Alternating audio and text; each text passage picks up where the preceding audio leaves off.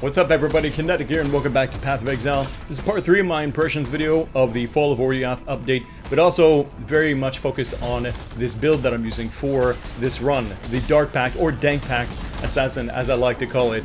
And now here at level 63, the build has completely evolved into what it's meant to have been now getting towards end game. If you watched the previous two videos, you've seen how it's been sort of like this mid-range caster where I throw out a spell totem, it casts skeletons, and then with the skeletons harassing the enemies, it acts as a target area for Dark Pact, which then gets cast and multiplied because of the skeletons and wipes everything out. Now, I could honestly have kept going with that, probably until 70 and beyond, for a while, but I really wanted to, now that I have access to these items at this level, I really wanted to get them and to show off what this build is really supposed to get to. So now, rather than being sort of like this mid-range caster, we're using cast on melee kill, and this is going to trigger Dark Pact through Blade Flurry, which is pretty awesome actually, because the way that this works, I still throw out a totem, but rather than spawning skeletons, what it will do is it's casting Wither now on my targets,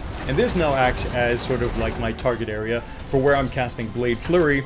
And as soon as anything dies from that Blade Flurry, and something's going to die very quickly, then basically everything else dies. It triggers and just destroys almost everything instantly in that same death, which is pretty freaking awesome.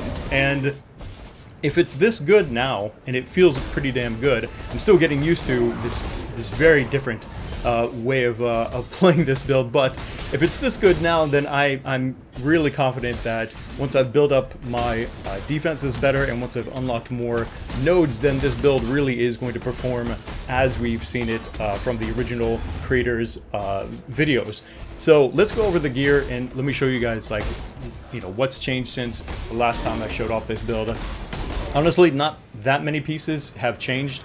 I believe the newest pieces that I've gotten are the new weapons, which I'll go ahead and show off now. We're now using Wasp Nest, and also as an offhand, we're using Singularity.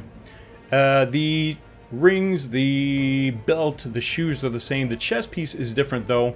We're now using Dendrobate. I don't know how to pronounce that, but that's how I'm going to say it from now on. Dendrobate has socketed gems that are supported by level 10 Lesser Poison, increased evasion, energy shield, max energy, elemental resistances, but this is the important part.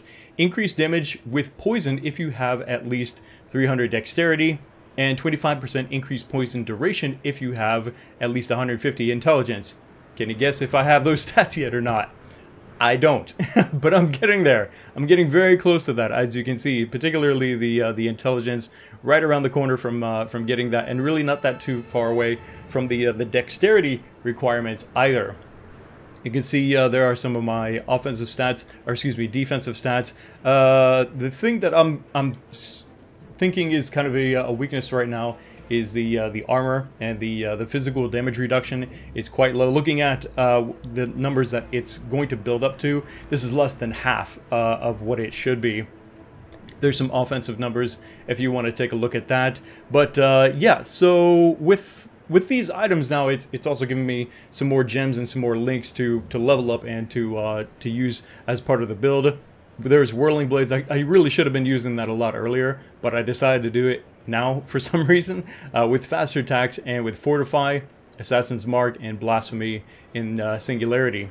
And the chest piece, this is more or less the same combination, just different now with the Blade Flurry involved. So we've got Blade Flurry, Dark Pact, Void Manipulation, Cast on Melee Kill Support, and down here in the 5th link, added Chaos Damage Support. Up in the head, we've got Summon Ice Golem. This is good, obviously, for the increased critical strike chance. In the boots, we've got Wither. This is the Spell Totem combination. Wither, Spell Totem, faster casting, and minion life support. Now, actually, I believe that the guide said rather than to use minion life support, to use increased duration, but I'm not really that fussed with it right now. I don't really feel like using up the chromes either to try and re-roll this piece.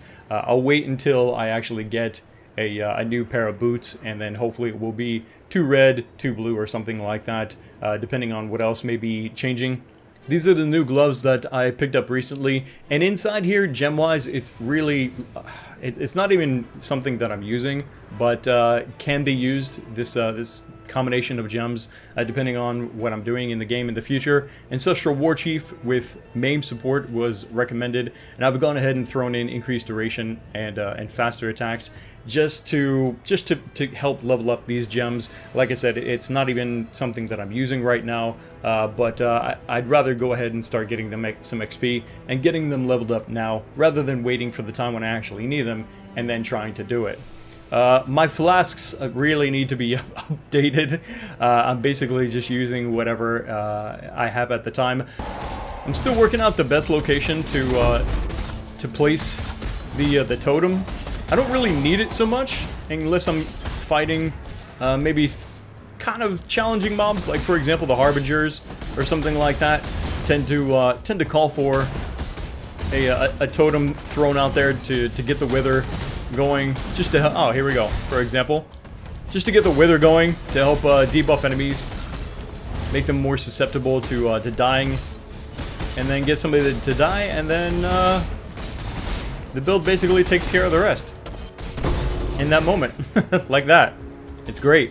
The kill speed is so much faster than it was before, but I do have to say there was a certain little extra safety about the medium range leveling version to get up to this point. I didn't have to worry so much about being in the enemy's face and susceptible to whatever they would do as a result. But the DPS is so much greater that it's gonna leave a very short window, it feels like, for most mobs to be able to do anything to me before they're probably dead. Looks like we got an ascendancy to do around here. But I think you guys get the gist of it. This is basically how it works. I'm still getting used to it, and like I said, I'm also working out some things like the best placement for totems and stuff like that, if I need totems. I don't think I fully kind of described what I meant by that. Like, for example, okay, if I place a totem, like, right in the middle, what can often happen, especially against some of the harder enemies, is that totem will die very, very quickly. Even with the minion life support, that totem will get burnt down pretty freaking fast. So what I do sometimes then instead is then I'll place it maybe away from the center. But when you've got a big group of enemies like this and the totem's out there on the side, what the totem seems to often do then is, then rather than focusing on, like, let's say an enemy in the middle or somewhere, it'll actually wither one of the enemies on the outer perimeter, which isn't so much of a big deal, but I'd like the wither to be more centered to where I typically end up zipping to with whirling blades. So that's what I mean. I'm still working out, like, maybe the best placement for that. It's right now it's really a non-issue for the most part. And why can't I hit these things? There we go. There's also a little bit of a... Maybe that's why.